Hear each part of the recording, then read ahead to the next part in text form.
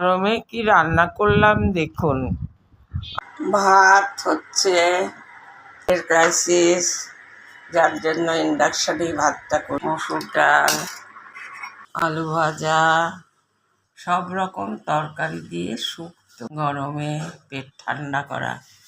মাছের ঝোল, কালো জিরে ফোড়ন দিয়ে কাঁচা লঙ্কা চিড়ে আর হলুদ, আর কোনো মশলা না, পাতলা মাছের তেলের বড়া। আর চাটনি, জেলির মতো করেছি চাটনি। দেখুন সব আচার রোদে দিয়েছি। এটা হচ্ছে ধনে পাতার আচার, মিষ্টি আচার দুটো, এটা আম কুড়িয়ে আচার, এটা হচ্ছে আম কাসুন। ভাত হয়ে গেছে মনে হয়। গরমেও গরম ভাত খেতেই ভালো, হয় গরম খেতে হবে নাহলে পান্তা। আমরা গরমটা খেতেই ভালোবাসি, নামিয়ে খেতে